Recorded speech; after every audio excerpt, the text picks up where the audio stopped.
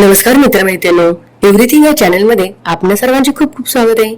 मित्रमैत्रिणींनो, आज श्री गोकुलाष्टमी, आज श्री कृष्णाचा जन्म होतो. तर मित्रांनो, आज आपण त्यांच्याबद्दल माहिती पाहणार आहोत. चला तर मग पाहूया. भगवान श्री कृष्ण आणि राधा यांचे नाते सामान्य पती-पत्नी नव्हे तर प्रियकर आणि प्रेयसी असे ओळखले जाते. मात्र या दोघांची विवाहाची कथा ब्रह्मा वैवर्त पुराणातही आढळते आणि विवाहाचे ठिकाणही सांगितले आहे. त्यानंतर कुठेही श्रीकृष्णाचे त्यांच्या पत्नीसोबतचे चित्र किंवा मूर्ती नाही. श्रीकृष्णांसोबत राधा सर्वत्र दिसते. त्यांचे कारण राधाचे प्रेम 16,108 बायकांपेक्षा अधिक होते. ही गोष्ट खुद्द भगवान श्रीकृष्णांनी रुक्मिणीला सांगितली होती. अशी आख्यायिका आहे की एकदा सूर्यग्रहणाच्या वेळी देवी राधा माता यशोदा आणि नंदबाबा यांच्यासोबत कुरुक्षेत्रावर आली होती. त्यावेळी भगवान श्रीकृष्णांचा विवाह रुक्मिणीशी झाला होता. येथे राधा आणि श्रीकृष्णांची भेट झाली आणि रुक्मिणीने राधाला पहिल्यांदा पाहिले. रुक्मिणीने राधाला गरम दूध प्यायला दिले. राधेने हे दूध प्यायल्याने भगवान श्रीकृष्णांच्या अंगावर फोड आले. रुक्मिणीने श्रीकृष्णांना अंगावरील फोड पाहिल्यावर तिने कारण विचारले. श्रीकृष्णाने सांगितले की राधाने गरम दूध प्यायल्याने त्याच्यासोबत असे घडले कारण राधा त्यांच्या हृदयात वास करते. राधाला त्रास होतो तेव्हा माझ्या मनावर परिणाम होतो. राधा कृष्णाच्या प्रेमाच्या खोलवरील ही फक्त एक झलक होती. त्याचप्रमाणे आणखीन काही रंजक गोष्टी आहेत. राधा आणि भगवान कृष्ण यांच्या वयामध्ये मोठा फरक होता. देवी राधा श्रीकृष्णांपेक्षा वयाने मोठी होती. भगवान श्रीकृष्णांच्या जयंती दिनी देवी राधा नांदगावला आई कीर्तीसोबत नंदरायाच्या घरी आल्याची कथा आहे. देवी राधा 11 महिन्याची होती आणि आईच्या मांडीवर बसली होती तर श्रीकृष्ण पाळणा डोळत होते. तसे राधाकृष्णातही कुठेतरी 5 वर्षाचा फरक आहे असेही म्हटले जाते. अशी आख्यायिका आहे की देवी राधाचा विवाह श्रीकृष्णाची आई यशोदेचा भाऊ रायन यांच्याशीही झाला होता. अशा प्रकारे पाहिले तर राधा ही श्रीकृष्णाची मामी होती. राधाकृष्णाच्या प्रेमाचे एक वेगळेच आजही निधिवनमध्ये दिसते. असे म्हणतात की आजही राधाकृष्ण रोज रात्री इथे येतात. असे मानले जाते की तेच जंगल आहे जिथे श्रीकृष्णाने रासलीला रचली होती. श्रीरामाचा शाप. श्रीरामाने राधा आणि कृष्णाच्या दैवी प्रेमाला शाप का दिला त्यामागे अनेक कथा आहेत. त्यातील एक कथा आहे की श्रीरामा हे भगवान श्रीकृष्णाचे निस्सीम भक्त होते.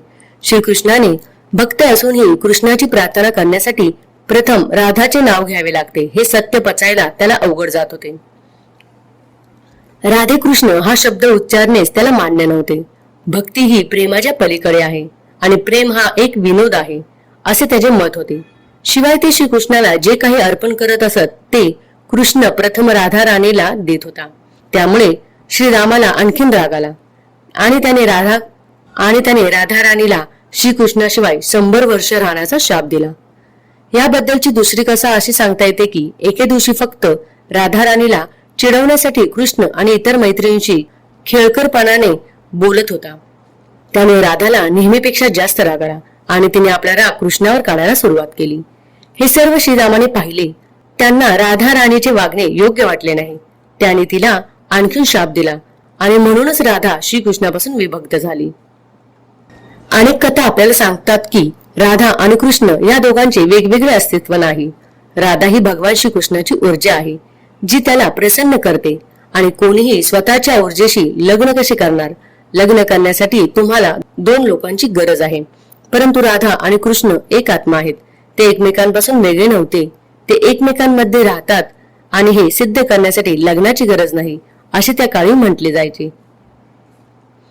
भगवान कृष्ण हा भगवान विष्णूंचा अवतार होता ज्यांनी कंसाचा अंत करण्यासाठी जन्म घेतला होता.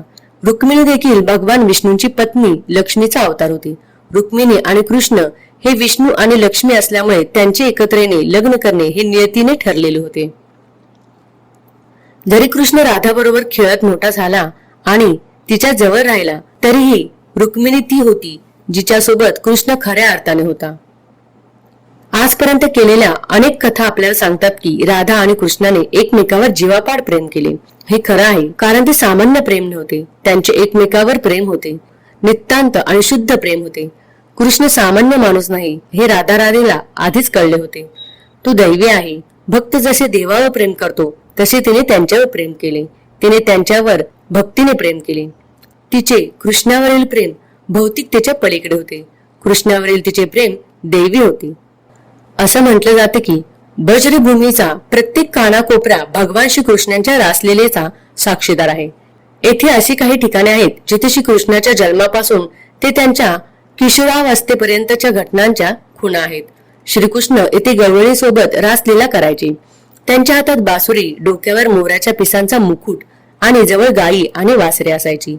वृंदावन हे जगातील सर्वात सुंदर असल्याने त्यांनी सांगितले आहे. त्यामुळे वृंदावनाच्या प्रत्येक पावलावर राधाकृष्णाची गुंज ऐकू येते. वृंदावनातील एक जंगल आहे जिथे तुळशी कंदप सारखी झाडे आहेत. इथे झाडाझुडपांमध्ये एक रंगमहाल नावा छोटा राजवाडा आहे. हा तो राजवाडा आहे ज्याबद्दल आजही इथे रात्री कृष्णाची रासलीला होते असे मानले जाते. पण त्यांना कोणीच पाहू शकत नाही.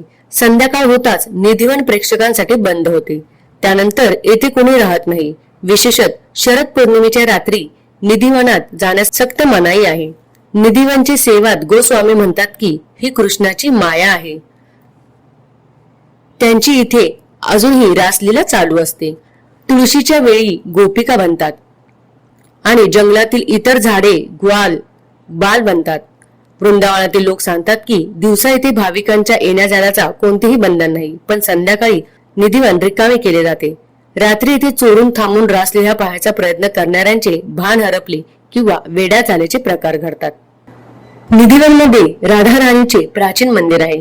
याशिवाय रंगमाल हे ठिकाण आहे ज्यांच्या छताखाली सूर्यास्तानंतर श्रीकृष्णासाठी नैवेद्य ठेवले जातात. पण सकाळ झाली की तिथे काहीच दिसत नाही. श्रीकृष्ण येथे येत असल्याचे या खुणा असल्याचे भक्त सांगतात. तर मित्रमैत्रिणींनो, अशा प्रकारे अजूनही श्रीकृष्णाची रासलीला येथे घडली जाते. तर मित्रमैत्रिणींनो, अशा प्रकारे कृष्णाचे नाव घेण्या अगोदर राधा आणि कृष्ण हे नाव घेतले जाते.